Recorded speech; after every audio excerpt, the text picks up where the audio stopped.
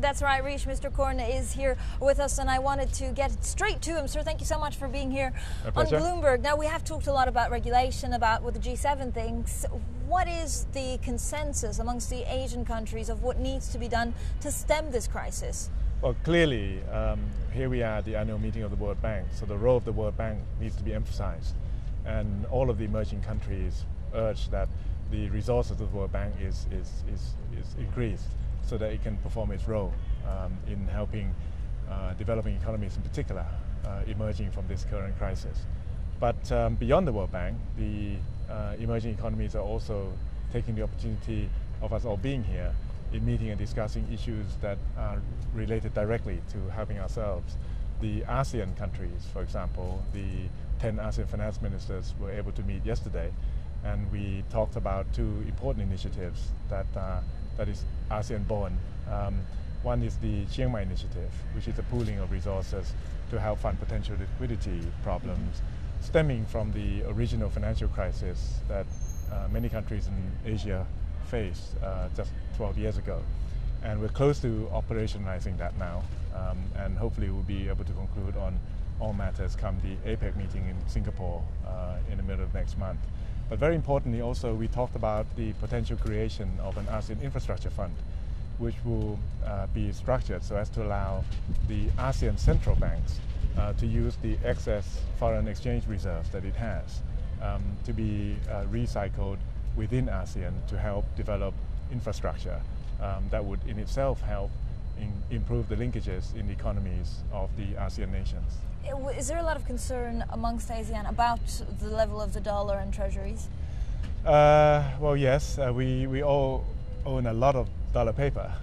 That's one issue. The other issue is that ASEAN nations depend on exports to drive that growth in varying degrees. And clearly, with a weakening dollar and a strengthening Asian currency as a whole, that is putting our exporters under some pressure. Notwithstanding that, our exports have all rebounded from its lows early this year.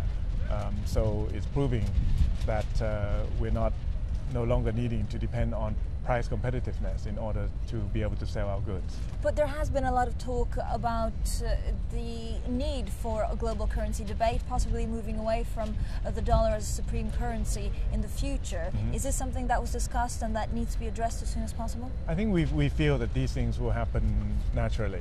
Currencies follow economies, and with the advent of a stronger role, for example, that China will play in the world economy, it's natural also over time that currency will have a more important role to play.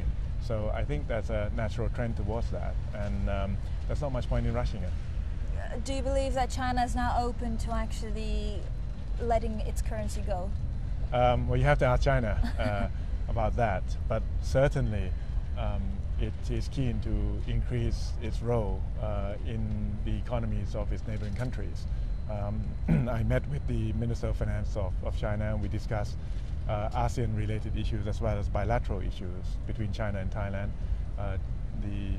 For example, China's largest bank, ICBC, has made clear its intention to acquire a majority stake in a local Thai bank, and the Thai government will be making a waiver which will allow it to own a majority stake, which will be the first time we'll be doing that.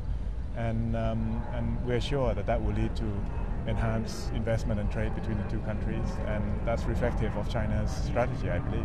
Minister Korn, thank you so much for joining us My today pleasure. here on Bloomberg. And of course, Rish, I'll be here throughout the day bringing you more interviews and more news that we're hearing from the conference here in Istanbul.